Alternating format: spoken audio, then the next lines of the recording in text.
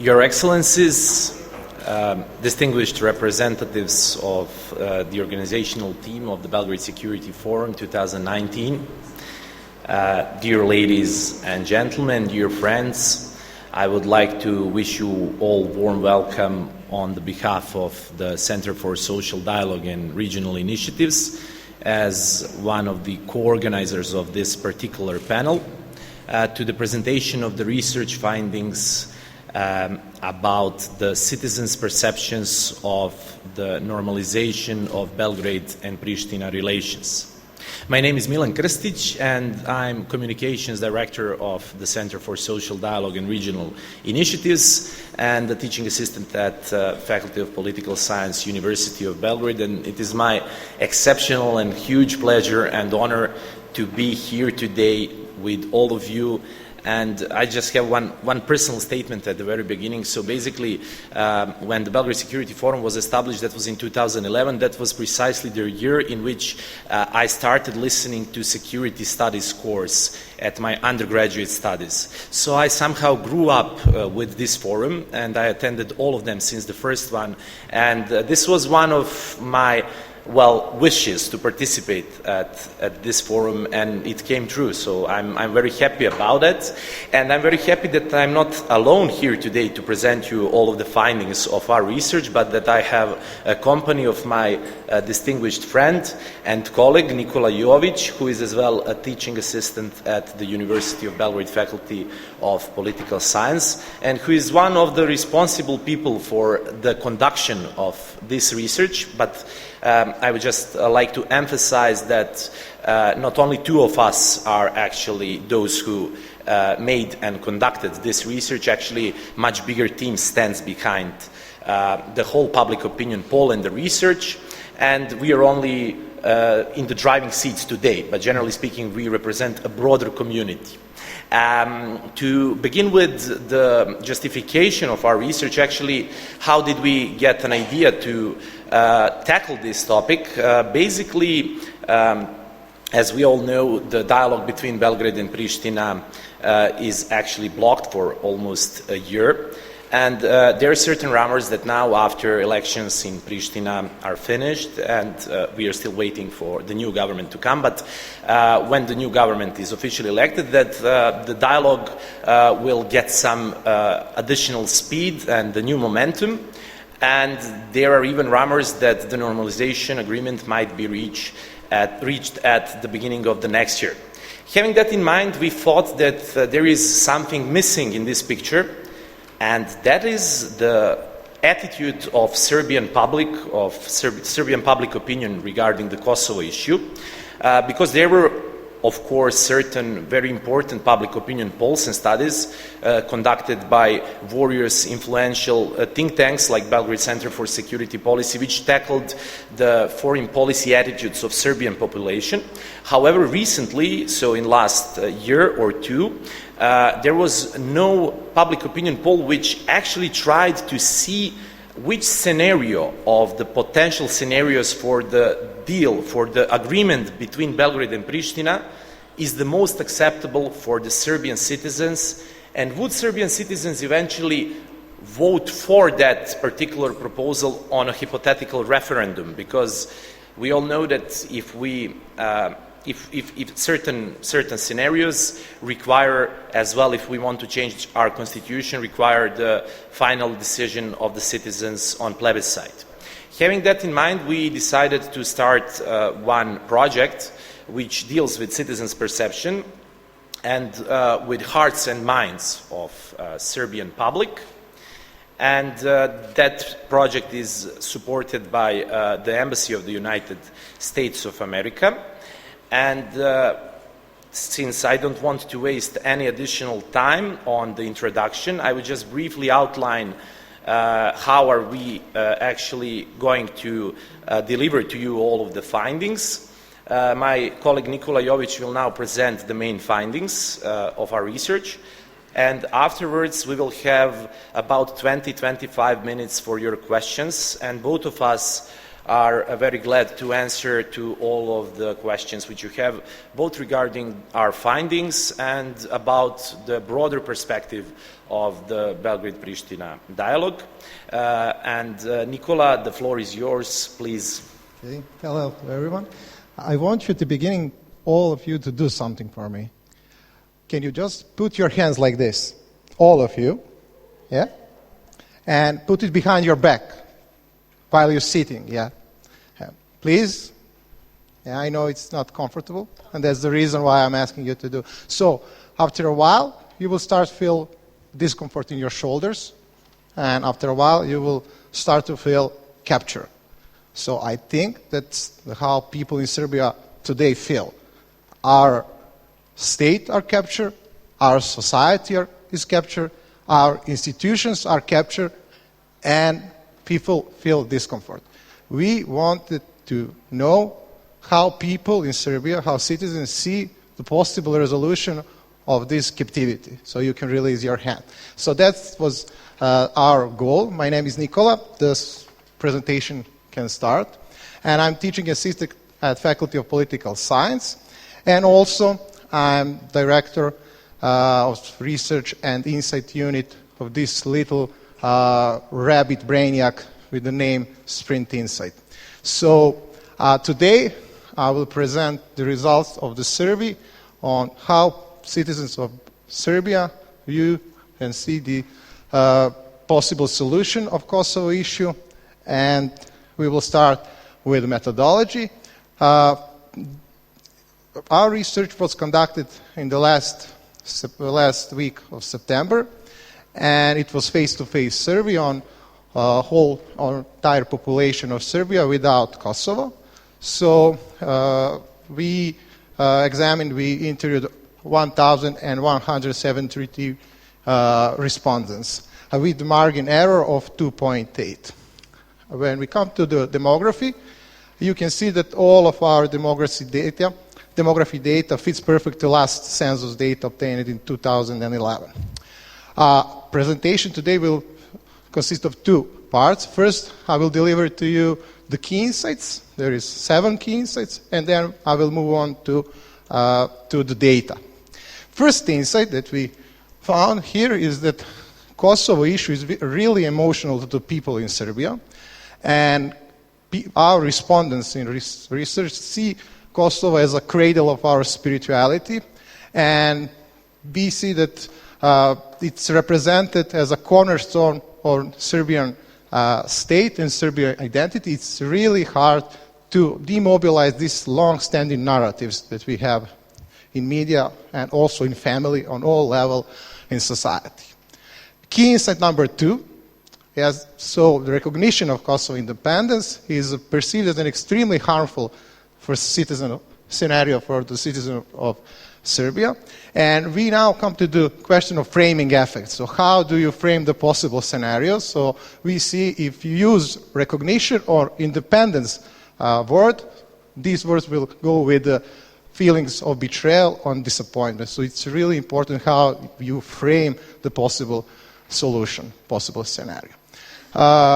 We offered 7 different scenarios to our respondents, and we see that only scenario that is somewhat acceptable in case of recognition is a maximalist one, unlikely one, by which in addition to territory in the north, Kosovo consists community of Serb municipalities south of River Iber, and also as well extraterritoriality for Serbian Orthodox Church monasteries.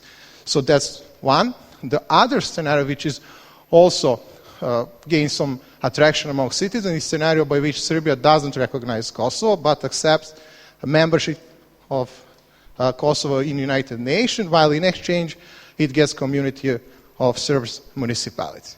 Key insight number 5. So between these two scenarios, maximalist one and non-recognition one, people would rather choose second one. So the scenario by which Serbia does not recognize Kosovo but accepts Kosovo membership in United Nations. Key insight number 6, we can see from the data set here that President Vučić communication on Kosovo and the ruling style creates a lot of counter effects. On the one side, it does not muster necessary support with his hardcore voters, and also simultaneously alienates part of electorate that has a more realist stance on Kosovo. Last insights here, we can see from our data that tabloid government-affiliated newspaper, government-affiliated TV, public broadcasters have crucial role, fundamental role in people, managing people's beliefs. So it's really important role that this kind of media have on attitudes and beliefs in Serbia. So I will move on to data. We have first battery of question on how citizens support President Vučić Kosovo resolutions, and we offer 7 different scenarios here.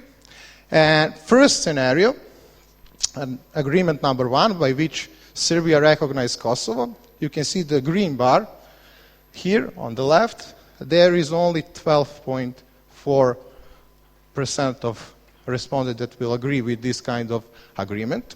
On the right, you will see the scenario number 2, agreement by which Serbia recognized Kosovo independence, and in return, it gets ACSM and extraterritoriality for SOC monasteries. It goes up to 20%. Scenario number 2, agreement by which Serbia recognized Kosovo independence and in return exchange of territories. And you can see this green bar is like 16%. In media, also you can from time to time see that this kind of scenario is presented as a fair trade, but from the citizen perspective, it's not a fair trade. It's like 16% that support this kind of scenario. Agreement number 4, scenario number 4, agreement by which Serbia recognizes Kosovo independence and gets 3 northern Kosovo municipalities. Mitrovica becomes a district. You can see it rise, this green bar, for support like 19%. Then we have next, or at least last 3 scenarios. First, number 5, agreement by which Serbia recognizes Kosovo independence but gets northern Kosovo municipalities. You can see it's 22% of our respondents that support this agreement. Last 2 have the highest support. You can see that. Agreement, the number 6, agreement by which Serbia recognizes Kosovo independence but gets 4 northern Kosovo municipalities, ACSM in the south, and extraterritoriality for SOC monasteries. You can see that it's the highest support, almost 37% of support you have here. This is also important.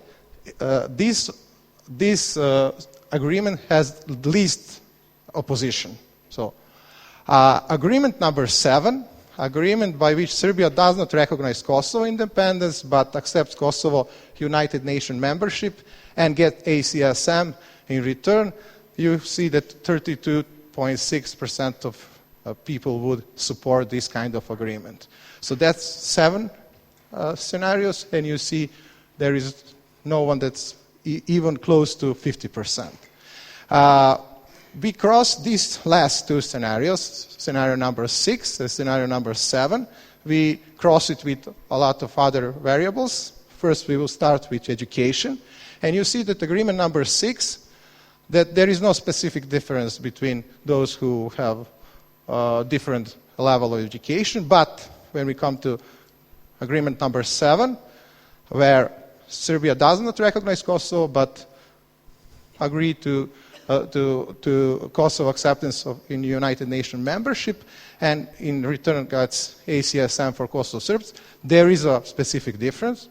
So how level of education rise, the support for this agreement decrease. So you can see the matrix here.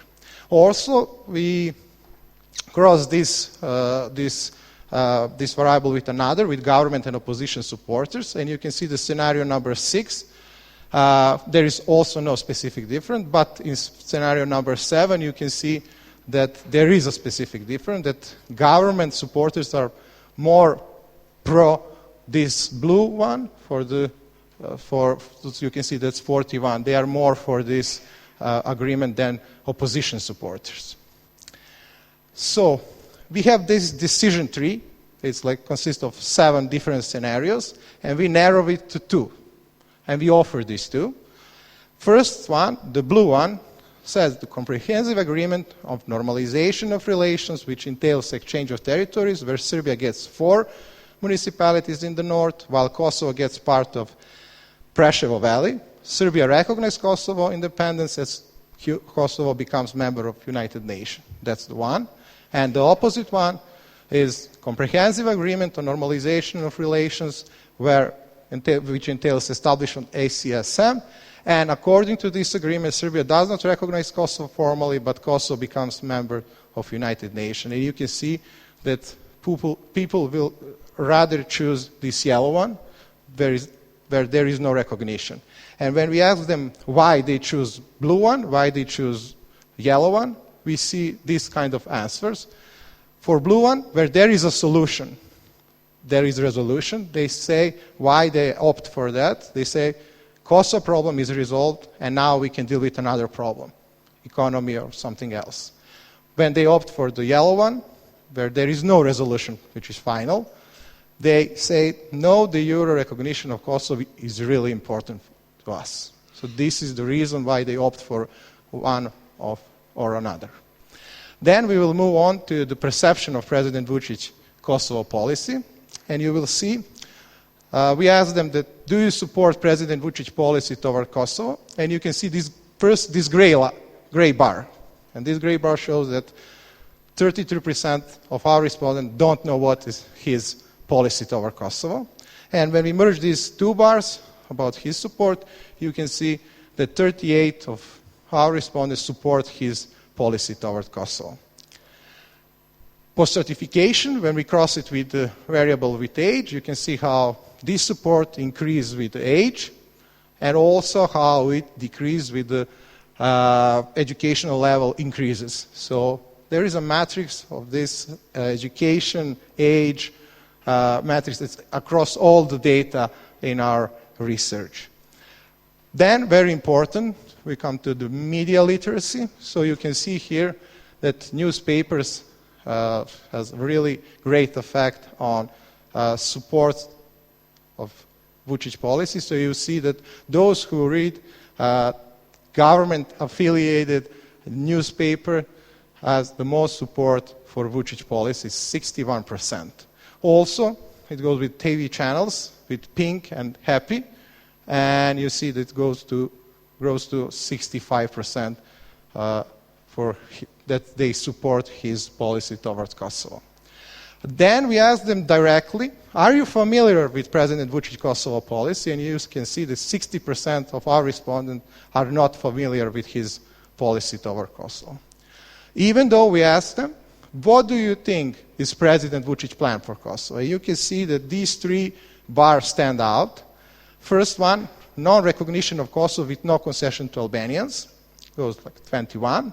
Same value have recognition, the green one, recognition of Kosovo if northern part of Kosovo remain in Serbia, and the blue one, recognition of Kosovo in return for EU membership. This is the 3 plan that they see it's his plan. On these charts, you can see on the left, on the right, very important bars, the yellow one and the blue one. We cross this, the question before, we cross it with government and opposition supporters, and we can see that opposition supporters think that the recognition of Kosovo in return for EU membership is his plan. So they think he's fighting for that. His voters think that he's fighting for non-recognition with no concession to Albanians. So that's what his cohort of supporters thinks. So you see how it's different in perception. So we asked ourselves, this blue line, this blue chart, this blue part of the chart, where it comes from. So it comes from, as you can see, government-affiliated tabloid media. It comes from Courier, Alo, Informer, and also from Telegraph. It also grows with age. You can see how old it is.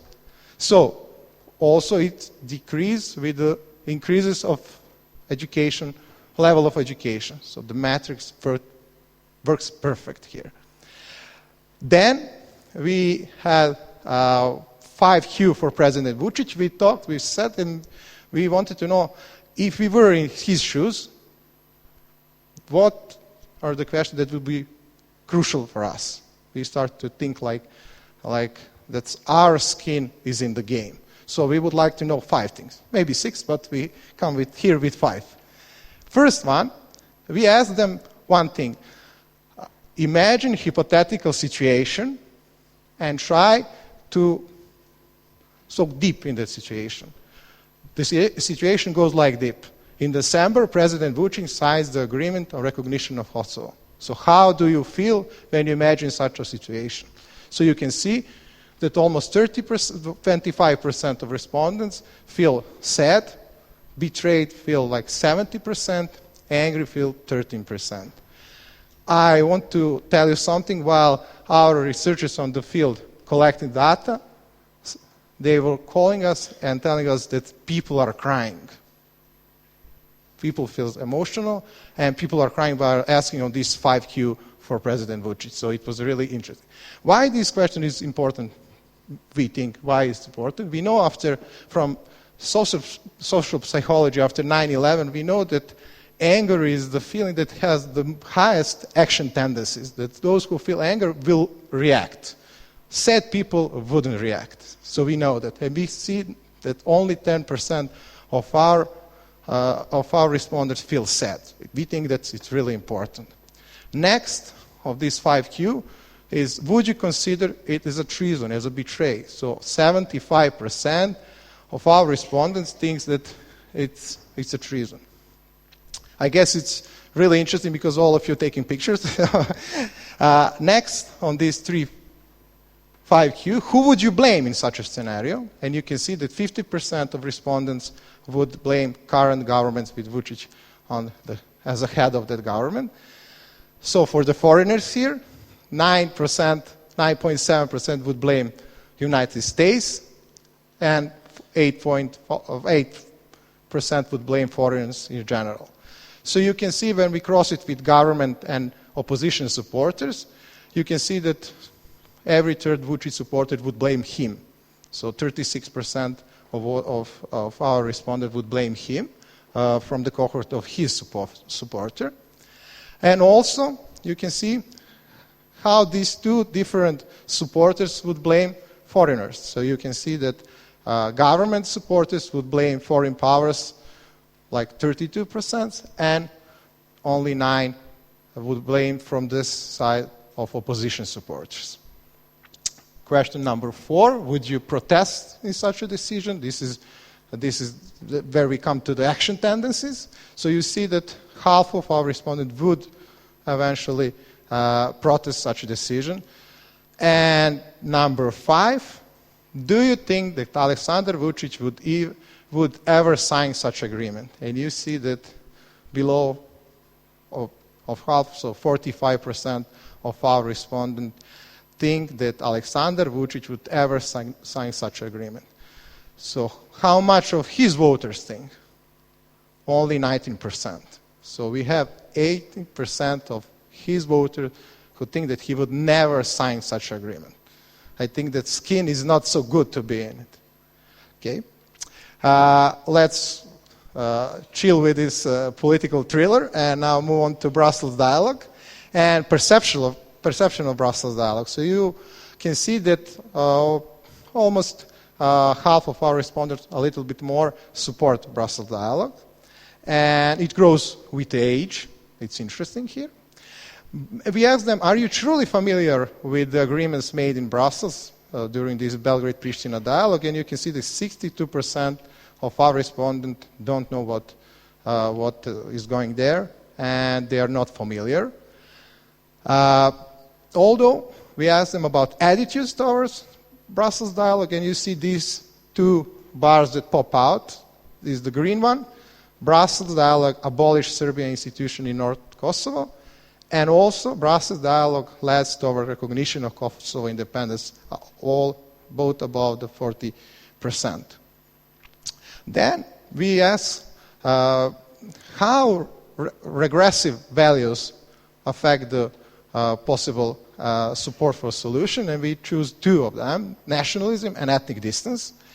We use in this research one instrument that is originally used in European Values Survey. It's a nationalism instrument, and we just transfer it in an index from 0 to 1. And you can see here that our respondents right now, this snapshot of research, are at the point 0.6. Let's just say that everything above 0.4 is really high. So we are really high on nationalism index. Then we use Bogardu's instrument. Maybe you are all familiar with that instrument. It measures ethnic distance between different groups. We measure ethnic distance Serb and towards Albanian. And we ask them, would you accept 9 different relations with Albanian? And I'm sorry to inform you, this is no answers. So as you can see, 68% said it will be a problem that Albanian is his superior at work. To be a teacher to your children or grandchildren, 75%. Be a public official in your country, 83% said no. Be married to your relatives, 67%. And be married into your family or with your children, 81%. So you want to make a deal with those people. There is no dignity, right?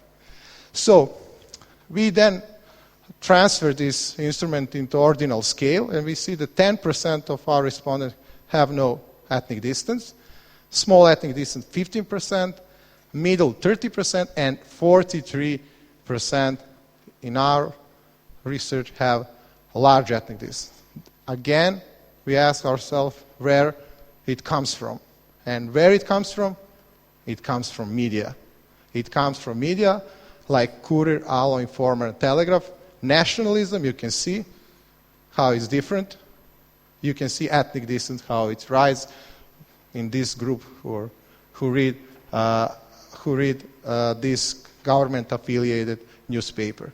It's the same with TV channels. So you can see the yellow one, that's the pink and happy. It's also the highest index, on the highest index, nationalism and ethnic distance.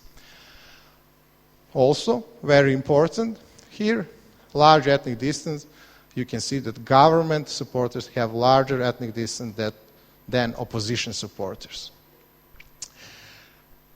Values, or should we call that values, like nationalism and ethnic distance, we can see here that respondents with higher degrees of ethnic distance and a higher index of nationalism are far less open to any agreement for any solution except Kosovo in United Nations membership. There is with United Nations membership without any formal recognition. Then we will play with my PhD, how emotions affect political decision.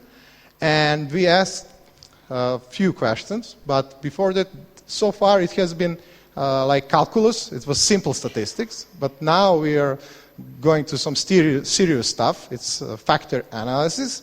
So what we did, we create one instrument with 15 narratives about Kosovo. And this is the most dominant narratives about Kosovo in the last 20 years. And our respondents answer how intimately they agree with these narratives. And we let factor analysis to do the rest. And this analysis shows us that there are two meta-narratives, two meta-discourse, two discursive factors. One is emotional. And emotional factor brings together narratives such as Kosovo is the heart of Serbia. And there is a realistic factor that brings together narratives such as we are small and weak to confront Western powers over Kosovo. So that's two different factors, two different meta-narratives that we found in these, let's say, last 20 years of different narratives about Serbia. About Kosovo. So let's see how it works. So factor analysis identify that the more internalized the emotional political narrative is, the bigger is support toward Vučić policy on Kosovo. So you can see how it rises from the left to the right. So the more you are emotional, you will more support his policy.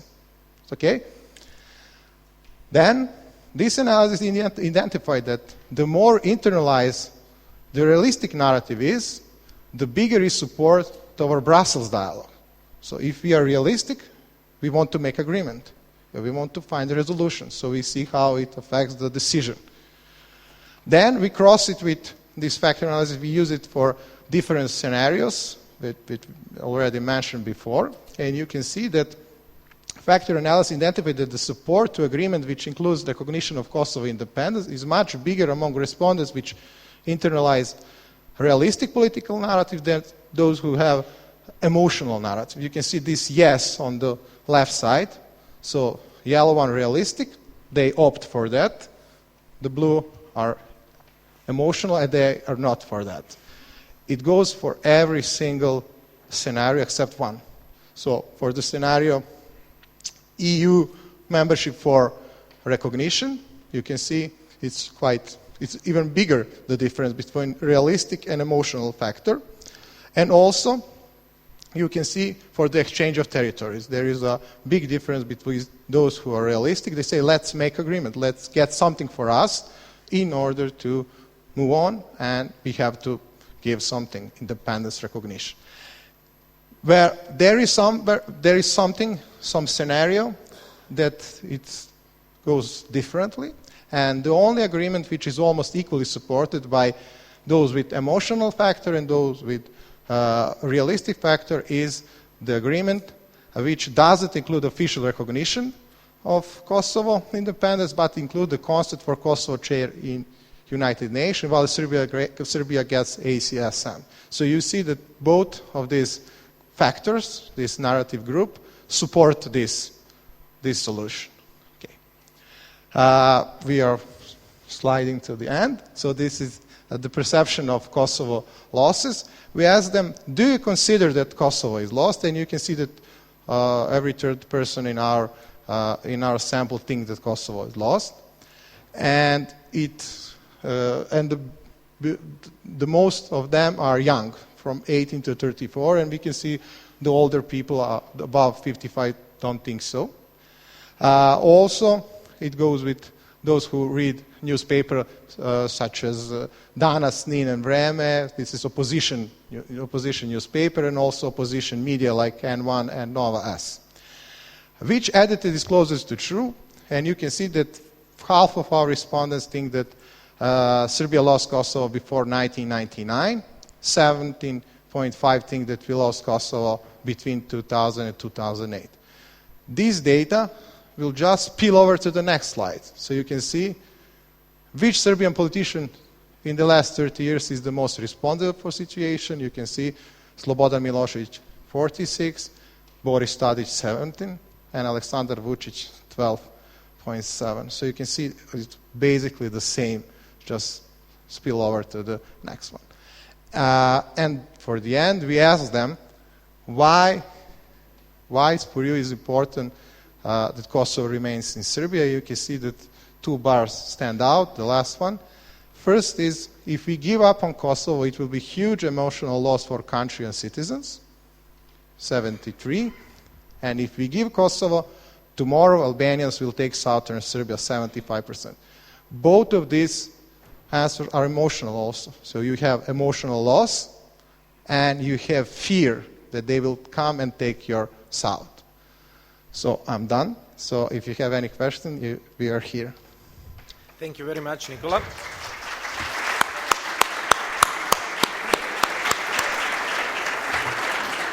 Thank you very much, Nikola. Brilliant performance. I think that actually I'm a bit jealous that I don't have those headphones. I feel like Madonna. And that mic. Yeah, it looks like a rock star. Yeah, thank you. Madonna.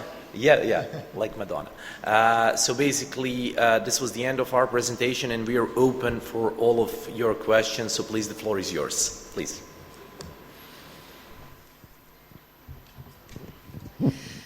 Thank you for your research. I would like to know whether you have explored what Serbs know about the period of Milošević time and how Albanians really lived in that period. Because I have impression that people here don't know the truth. And if you have explored this, do you believe that... We didn't ask them that. All right. We just asked them which fault is that? So they just answered like Slobodan Milosevic. So we didn't ask them about that time. But is your impression, may I ask you for impression Yeah. then, is your impression that telling people the truth about this period, how Albanians really lived there, would help in finding solution for Kosovo? Thank you. Okay. I think it's all about collective memory, familiar memory, so it transfers from family to family to member. So I guess after revolution, after Milosevic goes down, people are not satisfied, and that's why they just use it as a I don't know, shortcut to think that it was better. So, you never forget. You should never forget that in 1999, after bombing finished, we won. We won the greatest NATO, greatest alliance in the world. That was the media coverage of that situation. And if I might just add, so basically this is a very important question, the one which you have asked. But we decided to stay out of those historical narratives because that is one giant issue which requires a lot of specific questions, and we already had plenty of them. So there is as well justifiability for such a research, but we haven't put that in our questionnaire for this because I think it would be literally quite exhausting for people that talked to people who actually interviewed them on our behalf. But it is a really relevant topic, and of course we can and we should discuss that from both sides, actually, because I think that there is some sort of bias both from Serbian and from Albanian side regarding who is to blame for everything that happened in our history, which is a typical Balkan thing. Yes, sir, please. Just a second. I'm sorry. May I ask you all just to introduce yourself briefly before? I'm Nenad Mrkostić. Thanks. I'm afraid that all of your 7 scenarios are unrealistic. How about the 8th scenario? Kosovo will cancel the taxes and Serbia will get some financial assistance from the EU. That's the maximum, it seems to me, that the Serbia will get. Okay. Yeah, well, actually, if would you like to, or yeah. So basically, that is the first scenario plus. So it means that Serbia recognizes Kosovo, if I understood you well, and it gets something in return, and something in return is actually going back to 1 year before. So that means basically nothing. We only, yeah. So that is the first scenario from my point of view, and it has. It might be the most realistic. That is, well, I mean, it is debatable. But as we have seen, it doesn't get too much support from our citizens. There is one thing which actually we acknowledge that we are missing, and that is the so-called potential new Marshall Plan for Serbia. However, even if we would ask citizens something like that, I think it would be much more effective to ask them, would you be ready to accept the recognition of Kosovo for your direct financial benefit of your family? But that is a bit tricky question, because if we ask them, would you accept the recognition of Kosovo for, I don't know, 10 billions or something like that, I don't think that they will be honest in their answers, first of all. And second of all, I don't think that they will actually understand who will get those billions and how will that affect their lives. So basically we are missing that part, so the part with the welfare of the citizens and its connection with the recognition of Kosovo. But generally speaking, I think that it could, in a broader terms, be considered to be part of the scenario number 1. Nicola, would you like to add something? Yeah, I'm really sorry because we didn't put that. We all, after we finished, it was like, oh, okay, we should put the money in this story. Yeah. Yes, please. Okay, yes, please. Just a second, please wait for the mic. This is just a similar question to Marshall Plan or something, but I thought it was very interesting that only 3.7% of people thought that they would blame the EU for this, and didn't really, and didn't seem to ascribe a huge actor character to the dialogue. So I'm wondering, I guess you didn't ask, but was there any question that you had that was sort of the trade-off between either of the options and doing them, presently in terms of in order to proceed much more swiftly on the EU membership path, or would people what that wasn't a monetary value people would be willing to trade for? Thanks. I know you. I guess I understand what you're asking. We have a question if we have to recognize Kosovo in order to proceed to EU. It was like, Dusan, am I right, around 17% or something like that, they will accept that. So there is a lot of people that wouldn't accept this kind of agreement, tit for tat, EU membership for the recognition. So. And if the first part of your question is, as much as I have understood it, why so few people blame the EU? Well, basically the EU is not a state to recognize Kosovo. The EU is a mediator, but formally the EU has not recognized Kosovo. Unlike certain states like the United States of America, the EU was not the one who initiated and conducted the operation against Federal Republic of Yugoslavia in 1999. It was NATO, who is perceived to be the part of who is perceived to be some sort of instrument of the United States of America. So that is the perception. The EU is not perceived, maybe it's perceived as not really a fair actor in the dialogue, but it's not perceived as the actor who actually stole Kosovo, who bombed us and who took Kosovo from us. So that's probably the reason. Yes, please. Nemanja Starović, BFP alumnus. Just one short question about methodology. When you divided your sample on government and opposition supporters, did you include within this opposition group voters of far-right movements like very radicals and so on? No, we didn't do that. We put it all together, so it will be more different. They were left out. Yeah, they are all together, like very, also SSP, all are together. They are opposition right now. They are opposition to this regime. So you included them? Yeah, we are put it together. Okay. Yeah. We did. Yeah. Thank you very much. Yes, please, sir. Thank you very much. Jordan Bougie of Sofia Security Forum. How deeply these perceptions are rooted in the Serbian society? Sometimes we see that not only politicians form perceptions, but they build their policy on already existing perceptions. So it's vice versa. But do you think that new political parties or new political leaders can influence these perceptions? Mm-hmm. Thank you. First, I think that the narratives about the Kosovo are not just narratives, that's emotion, there's transgenerational emotions. So I think it's not that easy to just remove them or to do something else with them. So that's one thing. Another question was about the new parties. Am I right?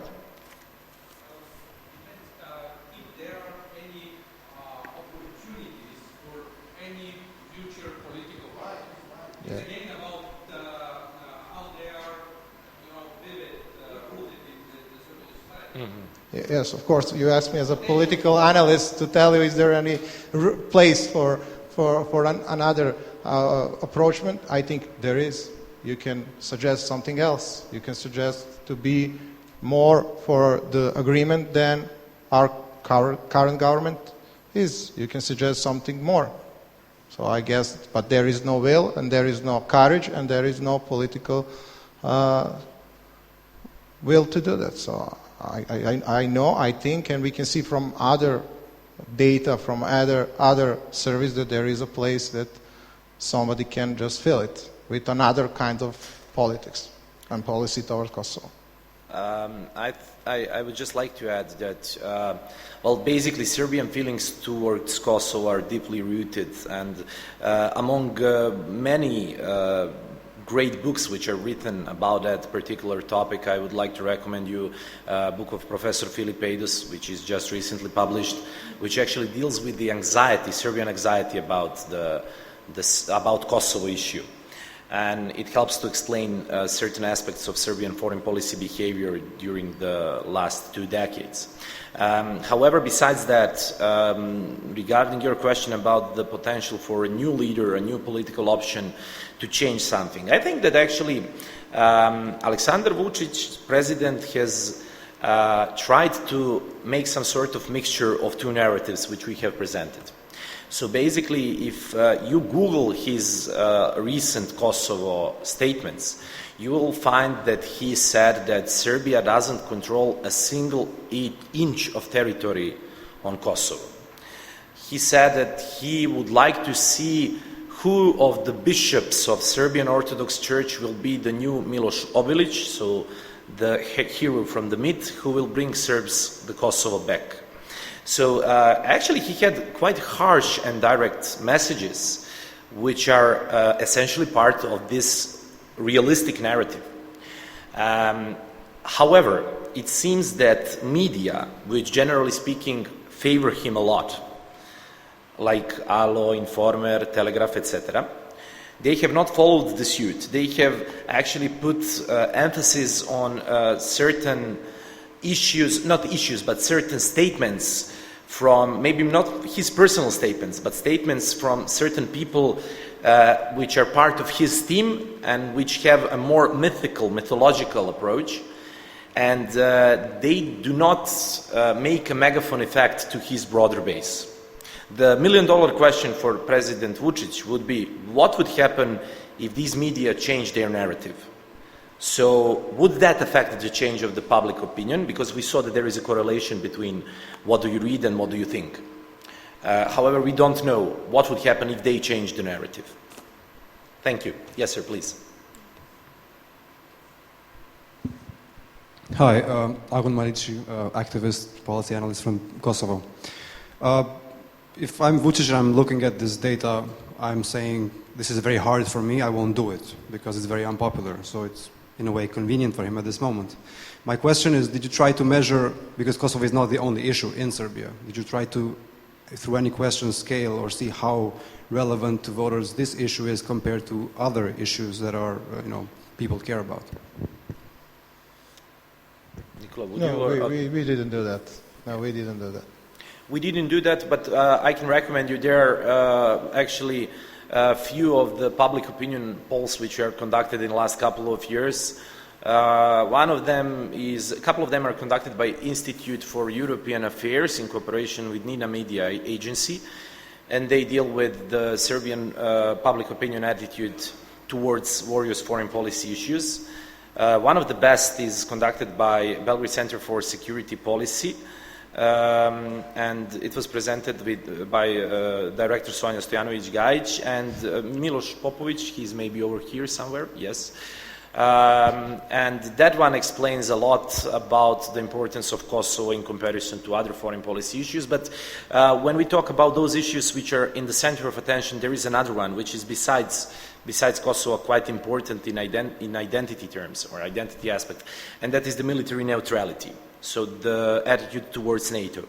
That one is quite emotional as well. Yes, please, sir. Yeah, there is the mic. Yeah. Thank you, Brian Ebel. Maybe I missed it, but amongst all of the options, and I understand we were looking at people's attitudes towards a negotiated solution or an agreement, did you measure support for the status quo, i.e. support for not reaching an agreement at all? Mm-hmm. No, actually we have certain questions which to a certain extent deal with that issue. For example, the questions regarding the recognition and other questions which actually deal with do you support the current policy of the government, etc. But we do not have the status quo question because there was some sort of well, let's call it, how should I formulate it? Our opinion that we should try to see which of the solutions would get the biggest support. And we don't consider status quo to be a solution. Status quo is an open conflict, frozen conflict, sorry. So basically we wanted to focus on solutions instead of a frozen conflict. Also, status quo also can be a great bias in this question. So when they see the status quo, they can anchor on that status quo, and we will not get the answer to other scenarios. So that's why we decided not to put it there as a scenario number 8 or 1 or 2. Thank you. Yes, please. Hello, my name is Ljubiša Mijačić. It's a very nicely, it's excellent survey. One of the things that confused me, you even show the indicators for the nationalism even in the opposition media, including the N1, to some degree, not major, but to some degree. My question, if you want to know, we can do that. We will provide information. I'm talking about the data-wise. I'm interested to know the fact. What's the data actually present and show? What is the evidence? Is it the public opinion shaped by media, or media simply cater the existing demand? Because from the experience I know, many people who watch or read the opposition media are quite or not even close to the public opinion what is the actually general narrative is about Kosovo. So where is the evidence? Was the media responsible, or media just abuse this kind of the narratives? We don't have that kind of evidence, but I know how we can get it. If you have data, you can show, you present the evidence even by the age, by the education, by everything. Yeah. What will the evidence be from your data? Yeah. Who is actually shaping the narratives? Yeah. So when you see any result, any different survey, it's just a snapshot. So it's a snapshot of current situation. If you want to see how people's belief change, you have to do that snapshot every single month. So we just, as a Sprint site, we are just starting. So if you want to have that information, maybe you should go to Nemanjina and ask them, because I know that they have all the data in the last 7 years, all the months. So they know that we are small and we're just starting. So we know right now from this snapshot. So I know that we can measure it. So I'm telling that we can measure it, and I know that they are measuring that. So just after this United Nations speech in the morning, it was telephone call from the Ipsos asking us, do you like it, do you support it, how this speech will affect your support over any such a scenario agreement. So I hope that you understand how we can measure that kind of change in people's belief. Thank you very much. There was one question over here. No? Okay. Yes, please.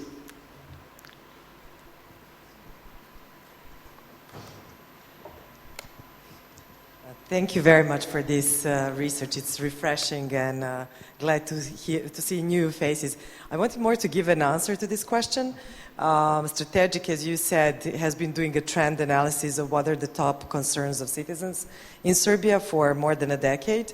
And it's extraordinary. They have a graph that whenever corruption tops up, and if in media you have Kosovo and war, corruption and economy go down and Kosovo goes up.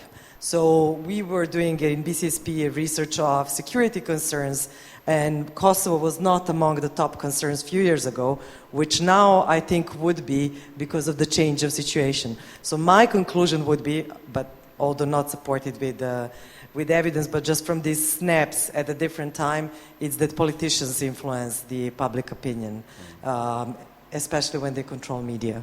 I agree with you, and I have something to add. We just finished, last year we finished European Values Survey. This is a survey that goes like every 10 years. So we can compare the data from 2008 with the data from 2018. And we compare it, and all the scales, all the instruments that measure some kind of regressive values are going extremely up in the last 10 years. So we have that two snapshots, 2008, 2018. It's European Value Survey. You can go on their website and check it how Serbia have changed in the last 10 years. It's amazing. And we, especially youth are changing in one conservative way. And this is something that we can catch in this kind of research like EVC. And if I might add just one sentence, it is interesting how actually this re-securitization of Kosovo issue in Serbian public, which is mostly the result of the speech acts of surrounding of President Vučić and political elite around him, goes parallelly with his own realistic narrative. So there is some sort of like dual track or two-level discourse. And I don't know what is the reason for that. Is that a tactics? Is that a strategy? And where will it lead and which one will prevail? But we should think about that definitely. We do have time for one or maybe two additional but short questions. So this is the final round. So please, if there is anybody interested for additional question. Yes, please. Yes.